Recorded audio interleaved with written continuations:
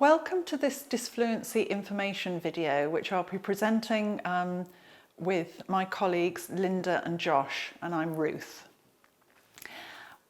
Most of you will be watching this video because you have a child who has a stammer, and we're hoping that this will help you understand what a stammer is and what you can do to help. So, moving on to the aims of this workshop, we're looking at giving you some information about what a stammer is and what the causes of a stammer are. We want to help you identify strategies that you can use at home to help your child with their stammer. We also want to help you make choices regarding what the next steps are, where you go from here.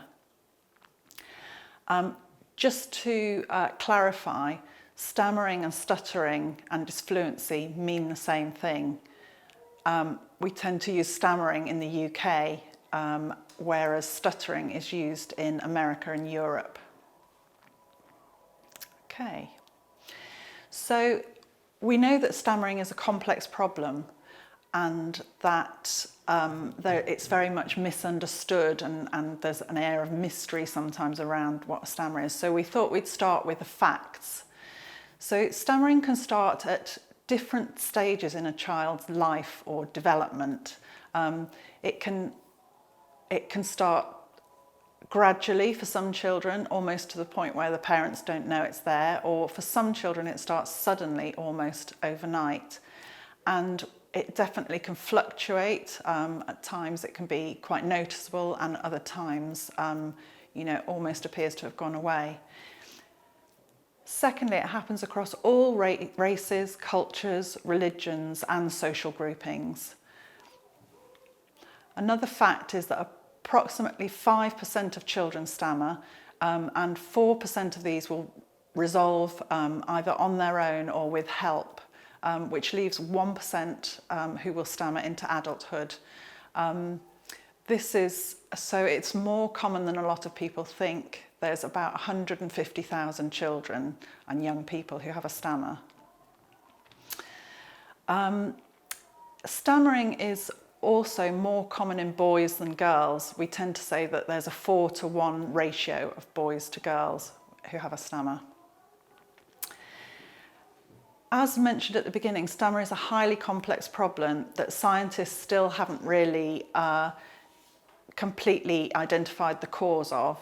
There is a genetic and a motor component, but not always. Each child has different ingredients which make up their stammer, and therefore they might need different things which help them reduce the stammering behaviour. We'll talk about this a little bit later when we talk about the multifactorial model. It's good to mention or talk to your child in a neutral way about their stammer. This is one of the things we will talk about in what you can do to help later. We know that it's better than the ignore it and it will go away approach. So now I'm going to hand you over to Josh, who will take you through what stammering is and some of the behaviours that you might see. We're now going to learn a little bit about the different types of stammers, or the different sort of stammering behaviours that you might observe in your children. The behaviours associated with a stammer can be divided into two groups. There are the primary behaviours, and that is the sort of observable stammer. There are then secondary behaviours which are related to those primary behaviours, which you may not have actually associated are to do with the stammer, but we observe in the children that we work with quite often they are. So not all children stammer in exactly the same way, and there are sort of different ways that a child can stammer. The first of these is what we call whole word repetition, where a child might repeat a whole word. For example, a child might say, can I have an ice cream? The second type of stammering you may observe is called a part word repetition, where a child might repeat either a first sound or maybe a first syllable of a sentence, or it can appear sort of in different parts of the sentence. That might sound like can I have an ice cream, where the child has repeated the k sound at the beginning of that sentence. The next type of stammering that you may observe in your child is what we call prolongations, and that is where a child will stretch out a sound. So for example, your child might say Mummy, can I have an ice cream? Where they've stretched that first sound out. The last type of stammering to mention that you may observe is called blocking, and this can be a little bit trickier to observe as it's where the airstream is completely blocked or stopped and actually no sound will come out at all. So that might sound like, can I have an ice cream?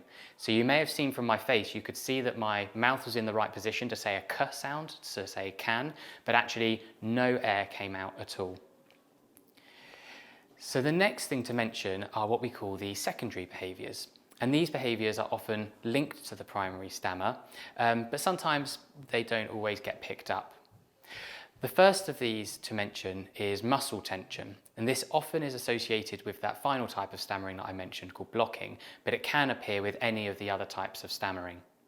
Muscle tension may be something like the child scrunching their nose up, or you may see a strain in the face or the neck. Other children may tap their hand or maybe stamp a foot when they're trying to get that word out. It's really important just to be aware that that's what the child may be doing and that may be related to the stammer. The next thing to mention is breathing. In stammering, breathing can quite often become disrupted, or maybe children might speak in a different way, breathing in a different way than they usually would. So for example, a child might take an exaggerated deep in-breath before they speak. So they might say, can I have an ice cream? And actually taking a very big in-breath like that can increase tension, which in itself isn't very helpful. The next thing a child can do with breathing is sometimes they can talk on the in-breath itself. Again, this can increase tension and can be slightly unhelpful for the child. Children often do these sort of changes of breathing as a way to help themselves with their stammer, but actually it may not be the most helpful way for them to be managing it. That's why it's very important, and we'll ask for parents not to ask their children to take a breath when stammering, because sometimes that can impact on the child's natural breathing pattern. The last of the secondary behaviours that I wanted to mention today is what we term avoidance, and that can be either word avoidance, so a child might avoid saying a certain word or phrase that they perceive is going to be hard for them to say. The other type of avoidance you might observe is situation avoidance. So, for example, a child might avoid answering their name in a register, or if they go to a birthday party or a family gathering, they might not be comfortable talking in that situation with lots of unfamiliar people. That avoidance can be linked with the child developing maybe some negative feelings or attitudes towards their stammer. So, for example, they might start to be slightly worried or fearful or embarrassed about the stammer. So again, it can be helpful to note these changes and to also mention that if you were to be seen by a speech and language therapist. So now we're going to talk about the multifactorial model of stammering. This model helps us to understand factors that impact stammering and factors that may make stammering more severe for some children. It's split into 4 areas. There's physical factors, speech and language factors, emotional factors, and environmental factors. Starting with the physical factors, the first of these is family history. And the research shows that if there is a family history of stammering for a child, they are more vulnerable to stammering. Secondly is motor skills. We know that talking is a really complex motor skill. And so for children who do have motor coordination difficulties, they can be more predisposed to stammering. Moving on to speech and language factors. For children with really highly developed speech and language skills, they're using very complex language structures, and all of this puts more demand on their talking and can make them more predisposed to stammering. Similarly, for children with really delayed speech and language skills, who are trying to acquire language and finding that difficult, again, that's an increased demand on their talking, which can impact fluency. The last factor to consider in this set of factors is bilingualism, or children learning more than one language. And again, the fact that there's 2 languages that perhaps the child is learning will increase that demand. However, our advice always would be that actually a parent should use the language that they feel most confident using with the child. We would never suggest that they should stop using the second language with the child. So that's the first 2 areas. The next area is emotional factors. Research has shown that many children who do stammer tend to be quite perfectionist or perhaps a bit more prone to worrying or anxiety. And this just shows that they can be a bit more vulnerable to stammering if those personality traits are there. The next factor is excitement. When children are excited, they tend to talk very quickly, they're rushing, they're perhaps competing with lots of other people. And again, this speed of talking can actually increase the demands and make the stammering increase.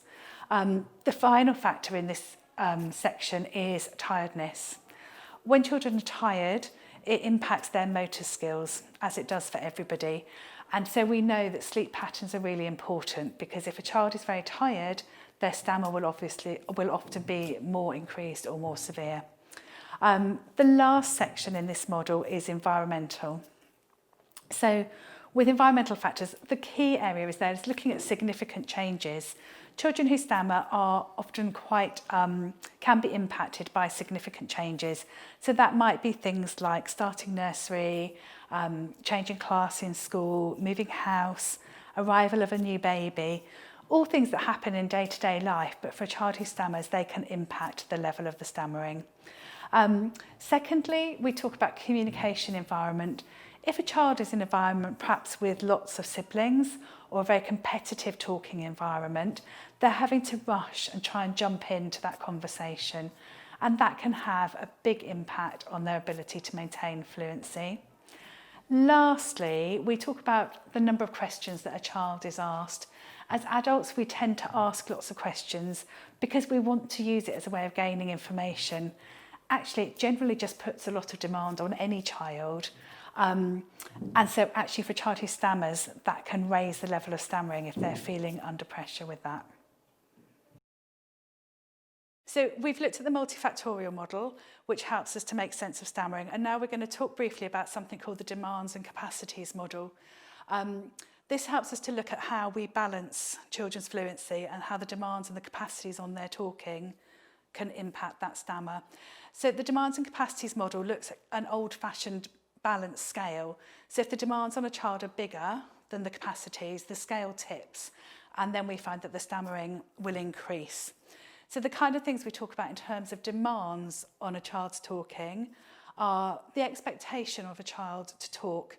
We're quite good at saying things like, quick, tell Nanny that, or say thank you to the lady.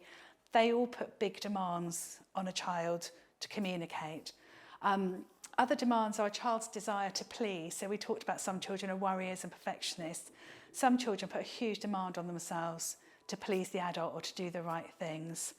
Other things that might be demands are the high level of questions. Lots of questions will increase demand. And also a really busy talking environment because we're having to rush and be fast. On the flip side there, we've got the capacities, and we're aiming for these to balance. So level of language skills for a child is their capacity. Their confidence in talking really boosts their capacity to manage their talking skills. A consistent routine is really supportive as well, and also their motor skills. So we can see how these demands and capacities link back to the factors that we identified as part of the multifactorial model.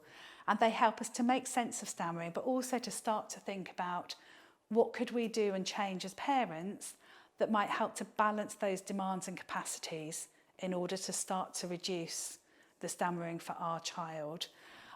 From there, I'm going to hand back to Josh and Ruth, who are going to start to talk more about those strategies related to these models. Thanks, Linda. And this bit is what you can do to help. So firstly, it's fine to acknowledge that a word was difficult. Lots of parents feel that by mentioning and talking about their child's stammer, they're going to make it worse. But actually research has shown the opposite, and that by being able to acknowledge it in a neutral way will help the child make sense of it and not to think that it's something to worry about. Secondly, wait patiently and give your child time to finish. Children of all ages say that they hate it when people finish their sentences for them. Therefore, even though it's tempting, it is far better just to wait. Leading on from that, give your child plenty of time to have their say. it's helpful to give it isn't very helpful to give advice such as slow down, as this gives the child something extra to do whilst they're talking. It's better to slow down your own rate of speech. And also, secondly, slow things down yourself by stopping what you're doing and getting right down to their level to talk to them. It's also okay to say, I can't talk now, I'm busy, but I'll listen to you after I've put the shopping away, or something like that, so that, because we can't give our children our full attention the whole day. Lastly, use comments to say what your child is doing rather than asking questions. All of us as parents ask a lot of questions to children, but with a child with a stammer, research has shown it's better to comment on what they're doing and reduce the number of questions.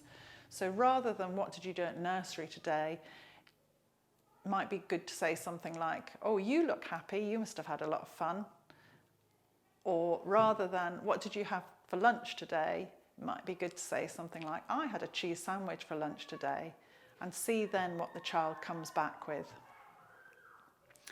It's important to remember that stammering is no one's fault, and there's been a lot of research to show that parents don't cause stammering. However, parents are experts on their child, and they have a key role in helping the child manage their stammer. And now Josh will take you through a few more strategies. Thank you, Ruth, for taking us through that first set of different strategies that parents can do to support their children. Following on from that, the next thing to consider is that it's very important to reduce pressure on children to talk, particularly those children who have a stammer. As Linda mentioned earlier when explaining the demands and capacities model, that we want to avoid putting any unnecessary demands on a child, and we do often like our children to be polite, so maybe prompting them to say please or thank you, maybe when in the shop or out and about in public. And also we like our children to maybe tell their grandparents or their family members all about what they've done at the weekend, but unknowingly this can put a little bit of extra pressure on the child. One way to manage this is, as the parent or carer, you could start by maybe telling the story of what the child's done over the weekend, and maybe leave a pause for the child to then come in and contribute what they would like to do. By doing that, you're giving them the option, so they don't feel excluded from the conversation, but there's also no pressure, because if they don't want to make use of that pause and share their own thoughts, then that's fine, you can just carry on and do the talking. The next thing to have a sort of consider is encouraging the whole family to take turns when talking. Again, in the multifactorial model, it was discussed that environmental factors are extremely important and can impact a child's stammer, particularly when children maybe have several siblings or a particularly talkative older sibling. That's often what we observe. Children who stammer can maybe speed up their talking to try and jump in a conversation, as there's not always adequate time for them to say what they want to say. Obviously, for a child who stammers, speeding up their talking can impact on their fluency. A few ideas to consider, and maybe things that you might like to try in your family, are having time each day to play a non-speech turn-taking game, maybe something like a board game or pop-up pirate or Jenga, and to sort of reflect on taking turns in that activity. It can also be quite fun to play that activity without taking any turns, and actually it tends to be a bit of a disaster, so the children can see for themselves that actually taking turns is extremely beneficial. It can be helpful as a family to come up with a group of rules, sort of turn-taking rules to use in conversation, and including both the child who stammers and any other siblings in this is also really, really beneficial. The last thing to mention is having maybe like a talking toy or a talking object. So at times like dinner times, or when in the car and all of the family are together and there's lots of conversation, whoever is holding that toy is the person who is able to talk. Having something physical like that can be very, very helpful for allowing the child who has a stammer to feel that they have adequate time to say what they need to say, and that they don't feel pressured or like they've got to increase their rate of speech. The next thing I want to touch upon is ensuring that your child gets enough sleep. It's been discussed and mentioned a few times that when a child is tired, they can find it more difficult to speak fluently. And therefore, it's very important that the child has a structured and sort of familiar bedtime routine that is stuck to as much as possible. It can be helpful to try and avoid things like too much screen time before bedtime, and maybe trying to avoid too much active activity just before bed, which is going to get them all excited. You could try maybe having just some sort of talking time with your child before bed, maybe talking through what you've done in the day or what you're going to be doing tomorrow. Or you could spend some time reading or looking at a book together just to calm them down before they go to sleep. There are also other services who can support with sleep, such as school nurses and health visitors. The next thing I want to touch upon is around directly commenting on children's speech errors. As children's speech and language develops, it's typical for them to make speech sound errors and language errors. As a parent, it's obviously important that you're encouraging your child's speech and language development. And a really helpful way to do this is that if they are to make an error, for example, they might say, "I eated the ice cream." As a parent or carer, you can just model that sentence back to them and say, "Yes, you ate the ice cream." By doing that, the child has heard the right way of saying it, but actually there's not been any pressure on them or any what they could perceive as negative feedback towards their speech and language. The last thing just to mention is about praise. So we know that building confidence and resilience in children is very important, and that obviously includes children who stammer. A really helpful way for building children's confidence is by giving what we call specific praise. How to do this is first by noticing something positive that the child has done. This can be something very small or very big. The next thing that we would ask you to do is tell the child what it is that you've noticed so they know exactly what it is that you are praising. The final step would be by giving them a word or a description as a way of summarising the positive attribute that they've shown. So I'm going to give you a quick example. You've just noticed maybe that your child has shared his favourite sweets with his brother. So you might say to your child, "I noticed that you shared your favourite sweets with your brother. You are so generous." So actually the child there knows exactly what you're praising, and they've heard that they're a generous person, which is obviously positive feedback. You can note down, jot down, or maybe put on a whiteboard all the positive praise that you give your child. Maybe at the end of each week, you could go through all the positive things you've highlighted about them to help build that self-esteem and confidence. It's difficult to put some of these strategies in place in your day-to-day life straight after watching this video. So one thing that we would urge you to try is to have a set 5 to 10 minutes special time each day. During this 5 to 10 minutes, we would ask you to maybe turn off the TV and radio, put your phone on silent, and maybe ensure that siblings are kept busy doing other things. So the focus is completely on the child who stammers. You can then identify a strategy that you think would be helpful to try. For example, slowing down your rate of speech. And during this 5 minutes, whilst you're conversing or interacting with your child, is to be very, very mindful of trying to make sure that you're speaking at a slightly slower speech rate. By practicing it in this 5 to 10 minutes, that will help it become more natural for you to do, and then you can start thinking about doing it more in your day-to-day conversation. We've come to the end of the information part of our presentation. So on behalf of myself, Linda and Ruth, we would like to thank you all for listening.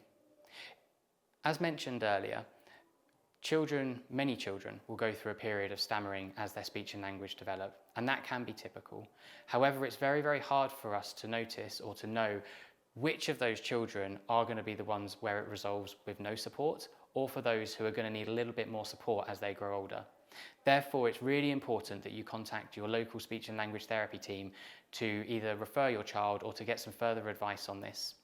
At the end of the presentation, we'll present the numbers for your local area on screen, and we do urge you to get in contact. Thank you very much for listening.